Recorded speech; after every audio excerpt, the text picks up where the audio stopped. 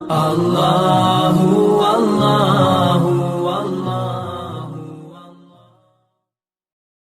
ایک یہودی کا بیٹا نبی پاک کی خدمت کرتا تھا اکثر۔ یہودی کا بچہ، وہ بیمار ہو گیا، روز آتا تھا، چھوٹے موٹے کام کرتا تھا، بیمار ہو گیا۔ حضور نے فرمایا چلو تیمارداری کرنے چلتے ہیں۔ کس کی؟ جی غلام کی، نوکر کی؟ یہاں صاحب کہتے ہیں 5000 روپیہ لے جاؤ، وہ بڑے احسان کے ساتھ 5000 روپیہ لے جاؤ اور دے آنا، اور اسے کہنا سر جی پوچھ رہے تھے تیرا کیا حال ہے، وہ بات ختم ہو گئی۔ حضور بنفس نفیس گئے اور غریب کا گھر تھا۔ وہ یہودی باہر نکلا جس کا بیٹا بیمار تھا، تو کہتا جب دروازے پہ میں نے مسلمانوں کے نبی کو کھڑے دیکھا تو میرے پیروں تلے زمین ہی نکل گئی۔ میں نے کہا حضور مجھ غریب کی کٹیا میں کیسے آئے؟ اور میں تجھے پتا ہے نا تیرا بچہ میری نوکری کرتا تھا، یا کبھی بیمار ہو گیا، میں تیمارداری کرنے آیا۔ وہ یہودی کہتا مجھے خیال یقین ہی نہ آئے کہ میرے گھر میں حضور، تو امیر حرم، میں غریب بے نوا، تو کجا من کجا، میرے گھر میں حضور آئے۔ کہتے کہاں ہے ہمارا پیارا؟ حضور وہ لیٹا ہوا ہے۔ صحابہ کہتے ہیں نبی پاک سرانے گئے تو اس کا آخری وقت تھا، تھوڑا سا ٹائم تھا۔ میرے مصطفیٰ نے فرمایا تو میری نوکری کرتا تھا، آج میں تیری تیمارداری کرنے آیا ہوں۔ غلاموں سنو، جو رسول اللہ کی نوکری کرے آخری وقت آئے تو اللہ کے رسول پہنچ جایا کرتے ہیں، حضور پہنچ جایا کرتے ہیں۔ نجم کی ہے خدا آرزو ہے یہی، عاشق زار کی آبرو ہے یہی، موت کے وقت سر ان کے قدموں میں ہو، دید ہوتی رہے دم نکلتا رہے۔ حضور پہنچ جاتے ہیں، نبی پاک تشریف لائے، بیٹھے سرانے۔ حضور نے جب اپنا برف سے ٹھنڈا اور کستوری سے زیادہ خوشبو والا ہاتھ اس کے بالوں میں پھیرا، آنکھیں کھولی، حضور نے فرمایا چل کلمہ پڑھ جا، چل میرا کلمہ پڑھ جا۔ ساری دنیا در رسول پہ آ کے کلمہ پڑھے اور حضور اسے کلمہ پڑھانے گھر تشریف لے گئے۔ یہ ایک مزدور کو، ایک محنت کرنے والے کو اعزاز دیا، گھر گئے کلمہ پڑھ لے۔ اس نے اپنے والد کی طرف دیکھا اور والدہ کی طرف دیکھا، ماں باپ یہودی ہیں، رونے لگے، کہنے لگے بیٹا یہ ہم سے زیادہ بڑھ کر تیرے حق میں خیر خواہ ہے، جیسے کہتے ہیں کر لے۔ اس نے کلمہ پڑھا اور حضور کی گود میں لوٹ پوٹ ہونے لگا۔ کلمہ پڑھا، روح پرواز کر گئی۔ شارحین کہتے ہیں جب نبی پاک وہاں سے نکلے تو حضور نے فرمایا اٹھاؤ اس کی میت کو۔ ماں باپ کہنے لگے کہاں لے جانا ہے؟ فرمایا ہم اپنے طریقے کے مطابق غسل کفن کریں گے، اس لیے کہ جو کلمہ پڑھ جائے پھر وہ میرا ہو جایا کرتا ہے، میرا ہو جایا کرتا ہے۔ بھائی یاد رکھیں، مزدور کو حضرت ربیہ بن کعب فرماتے ہیں میں حضور کو وضو کراتا تھا، رات کا وضو میری ذمہ داری تھی، صرف ایک وضو رات۔ ہمارے ہاں تو 25 سال مزدور مزدوری کر کے چلا جاتا ہے، پر وہ مزدور ہی رہتا ہے، وہ مزدور ہے، اس کا کوئی اعزاز نہیں، کوئی اس کے لیے وہ کہتے ہیں اب بابا جی آپ کو کھانسی زیادہ آتی ہے، اپنے بیٹے کو لگا دیں، کسی اور کی ڈیوٹی لگا دیں، اب آپ کام نہیں کر سکتے۔ 25 سال نوکری کی، ملا کیا؟ حضرت ربیہ کہتے ہیں میں وضو کراتا تھا رات کا، میرے نبی پاک نے فرمایا شادی کیوں نہیں کرتا؟ تو میں نے کہا یا رسول اللہ نہ میرے پاس حسن ہے، نہ پیسے ہیں، نہ کوئی کاروبار ہے، مجھے کون رشتہ دے گا؟ میرا روپ بھی نہیں تے میرا رنگ بھی نہیں، میں نے یار مناؤن دا ٹانگ بھی نہیں، کون مجھے رشتہ دے گا؟ کہتے ہیں حضور خاموش ہو گئے۔ دوسرا دن آیا تو میں وضو کرانے پہنچا تو نبی پاک نے فرمایا شادی کیوں نہیں کرتا؟ کہتے ہیں میں نے کہا حضور کون رشتہ دے گا؟ وہی 3 باتیں دہرائی، نہ پیسے ہیں، نہ حسن ہے، نہ کوئی کاروبار ہے، نہ مکان ہے۔ فرمایا حضور نے تیسرے دن پھر کہا، جب دوسرا دن ہوا نا تو حضور نے کہا، حضور خاموش ہوئے میرے جواب پر۔ میں نے کہا یار کتنا بیوقوف ہوں، حضور روز پوچھتے ہیں اور میں جواب ہی نہیں دیتا۔ کہتے ہیں تیسرے دن میں نے ارادہ کیا آج نبی پاک پوچھیں گے تو میں کہوں گا حضور جیسے دل کرتا ویسے ہی کرا دیں۔ کہتے ہیں تیسرے دن میں گیا، سارا وضو کرا لیا پر نبی پاک نے پوچھا ہی نہیں۔ میں ارادہ کر کے گیا تھا کہ آج پوچھیں گے تو بتا دوں گا، حضور نے پوچھا ہی نہیں۔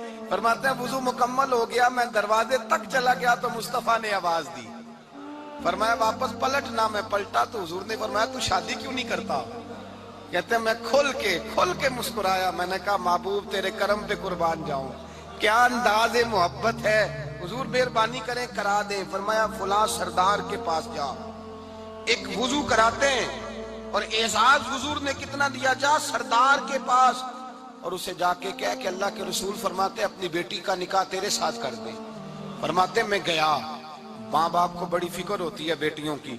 वो कहने लगा मैं शाम को खुद नबी पाक की बारगाह में आऊंगा। कहते मैं बाहर निकलने लगा तो वो बच्ची पर्दे की ओट से बोली, कहने लगी गुलाम ठहर जा, अब्बा जी आपको मेरी फिक्र है, अम्मा जी मेरी फिक्र है, मेरी फिक्र ना करें और ये ना देखें आया कौन है, ये देखें भेजा किसने है। आप मुझे हवाले करें नबी पाक के, हुजूर के हवाले करें, अल्लाह रसूल मुझे कभी जाया नहीं करेंगे। हजरत रबिया कहते हैं हुजूर ने मेरी शादी का बंदोबस्त किया। हजरत बुरैदा असलमी से कहा कि तू इसके लिए खजूर की गुठली के बराबर सोना ला। हजरत हारसा बिन नौमान से कहा तू इसके लिए एक कमरे का उजरे का बंदोबस्त कर। हजरत उस्मान गनी से कहा तूने वलीमा कराना इसका। फरमाया मैं तो थोड़ी नौकरी करता था, मुस्तफा ने सारी जिंदगी का ही बंदोबस्त फरमा दिया। ये मजदूर के साथ हुजूर का अंदाज है। पहले मैंने शुरू में कहा कि मजदूर इस बात को समझता ही नहीं कि उसका मकाम कितना, वो इस बात को जानता ही नहीं अल्लाह ने उसे एजाज कितना दिया है। मिल्लत का जवान सबसे पहले तो कभी किसी की जेब की तरफ ना देखे। और ये बात याद रख लें, दर्जनों बुजुर्गों के इरशादात की रोशनी में एक मोटी बात बयान कर रहा हूं, तवज्जो है मेरी बात पर। जिसकी तवज्जो दूसरों की जेब पे होती है वो रुसवा हो जाता है। काहिल लोग जो जिंदगी में सिर्फ हाथ फैलाने के आदी होते हैं, उनके दामन में सिवाय रुसवाई के कुछ नहीं आता, उनके हिस्से में सिवाय बदनामी के। पाक सल्लल्लाहु अलैहि वसल्लम की बारगाह तक अबू सुफियान आए। अबू सुफियान कहते हैं मुझे उम्मीद नहीं थी, अभी सोच नहीं ना बदली थी, कहते मुझे उम्मीद नहीं थी, मेरा ख्याल था वो शिकवे करेंगे, शिकायतें करेंगे, वो कहेंगे तुमने भी तो बड़ा कुछ किया है ना। अबू सुफियान कहते हैं मैं कुर्बान जाऊं, मैंने ये रंग देखा तो मदीने की फिजा वैसे ही बड़ी ठंडी थी, लेकिन मुस्तफा करीम के साथ जब मैंने बात की तो मेरे वजूद पर गिरिया तारी हो गया, मेरे ऊपर कैफियत तारी हो गई, मैं तड़पने लगा।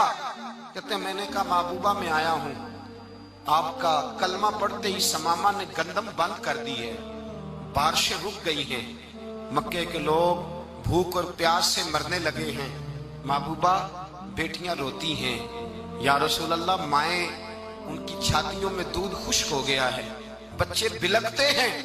अबू सुफियान कहते हैं मैं दुश्मन था, सारे मक्के के लोग दुश्मनी करते थे, लेकिन जब मैंने ये लफ्ज कहे ना, अचानक मेरी नजर उठी तो मुस्तफा करीम की तो आंखें आंसू बरसा रही। कहते मेरी बात भी मुकम्मल ना हुई, हुजूर ने पहले रुक्का मंगवाया समामा के नाम, फरमाया पहले तू इन्हें गल्ला अपनी मर्जी से देता था, अब तेरे नबी का हुक्म है कि पहले से बढ़कर तूने गल्ला देना है। और फिर मेरे मुस्तफा ने हाथ उठाए।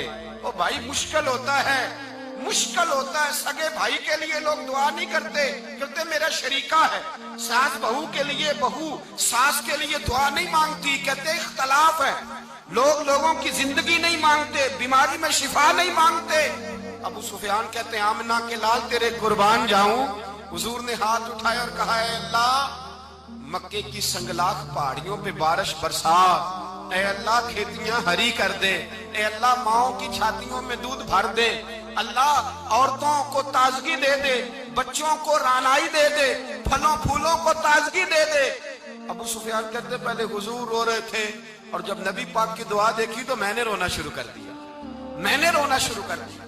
कहते वापस आया तो वो एहसास कि यार ये मैं किस शख्स से मिल के आया हूँ, ये किस किस्म के आदमी से मिल के आया हूँ, ये कैसा रंग है, ये किस किस्म का अंदाज है कि जिसको मैं पत्थर मारता रहा वो मेरे लिए दुआएं लेके बैठा हुआ है, जिसको सारी जिंदगी सताया है वो मेरे बच्चे के लिए रोता है, मेरी बेटी के लिए उसकी आंख में आंसू है, वो हमारे लिए तड़प रहे हैं। मेरे भाइयों, अबू सुफियान कहते हैं फिर दूसरा जलवा मैंने तब देखा जब हुजूर मक्के आए, और मैं तो आखिर तक लड़ने आया था ना, हुदैबिया तक। कहते हैं जब रसूल पाक मक्के आए और हुजूर ने ऐलान माफी किया तो बनता तो ये था कि मुझे सजा मिलती, लेकिन मेरे मुस्तफा करीम ने फरमाया जो अबू सुफियान के घर में चला जाएगा मैं उसे माफ कर दूंगा। कहते हैं मैंने कहा ये मेरे लिए किस किस्म की सजा तजवीज की है कि मैं उम्र भर दुश्मनी करता रहा और यहाँ रंग अजीब है। हुजूर ने मेरे लिए ही एजाज लिख दिया, फरमाया जो अबू सुफियान की हवेली में दाखिल हो गया मैंने माफ किया। अबू सुफियान कहते पता नहीं कितने पर्दे थे जो उठ गए, पता नहीं कितनी मंजिलें थी जो तय हो गई, पता नहीं कितने जलवे थे जिनका नजारा हो गया, और मैंने गौर से चेहरा देखा तो मेरी आंखों से पट्टी उतर गई اور مجھے عبداللہ کے یتیم بیٹے کے پیچھے محمد رسول اللہ کے جلوے نظر آنے شروع ہو گئے۔ اخلاقی قدریں جب موجود رہتی، یہاں تو لوگ مرے ہوئے شخص کو مارتے ہیں، یہاں تو سڑک پر کتنی گراوٹ ہے اور کتنا گر گیا ہے اخلاق ان لوگوں کا، ایکسیڈنٹ ہو گیا ہے، ٹرین کی پٹری سے اتر گئی ہے، چیخ و پکار ہے، آہیں ہیں، تڑپنا ہے، رونا ہے، سسکیاں ہیں، ماں کا بازو کٹا ہے پر وہ چیختی ہے ذرا میرے بیٹے کا پتہ کرو، باپ کی آنکھوں میں ریت پڑ گئی ہے پر وہ تڑپتا ہو میرا بیٹا تھا، چیخ و پکار ہو رہی ہے، پر ظلم ہے اس قوم کا کہ جو بچانے والے آئے ہیں وہ پہلے آتے ہی ان کی جیبیں ٹٹول رہے ہیں، ان کے بٹوے دیکھ رہے ہیں، گری ہوئی عورتوں کے، یہ آپ اٹھا کر دیکھیے اخبارات، عورتوں کے گری ہوئی عورتوں کے کانوں سے بالیاں نوچی گئی اور ان کے کان تک کٹ گئے، یہ اس قوم کا حال ہے۔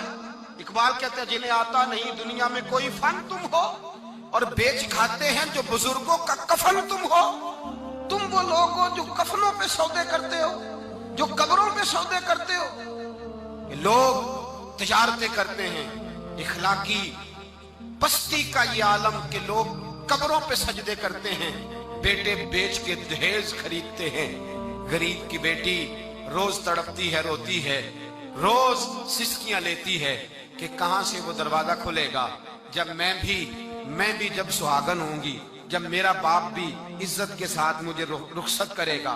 اور غریب آدمی بیٹی کی شادی کے بعد اتنا دکھی رہتا ہے، وہ بھی کم ہی لوگ جانتے ہیں، وہ بھی وہی لوگ جانتے ہیں جو اس منظر سے گزرتے ہیں۔ ہمارا اخلاقی معاملہ اس قدر زیادہ تباہی کا شکار ہے۔ میرے مصطفیٰ کریم سید عالم نور مجسم صلی اللہ علیہ وسلم جذبات کا خیال رکھتے، احساسات کا خیال رکھتے، تصورات کا۔ او بھائی، اس سے بڑا اخلاق کا مظاہرہ کہاں سے لینے جاؤ گے؟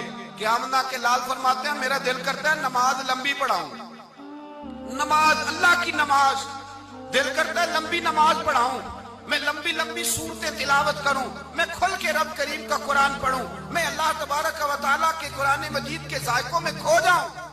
لیکن حضور فرماتے ہیں نماز میں کسی بچے کے رونے کی آواز آتی ہے، کسی بوڑھے کی ہائے کی آواز آتی ہے، کسی بیمار آدمی کی ہائے کی آواز آتی ہے۔ نبی پاک فرماتے ہیں میں اللہ کی نماز چھوٹی کر دیتا ہوں، اللہ کے بندوں کا خیال کرتا ہوں، میں رب کی نماز چھوٹی کر۔ اور اگر آپ نے ابھی تک ہمارا چینل سبسکرائب نہیں کیا تو فوراً سبسکرائب کیجئے، ساتھ ہی بیل آئیکن پر کلک کریں تاکہ مزید آنے والی ویڈیو ہیں وہ آپ کو وقت پر ملتی رہیں۔ اللہ حافظ۔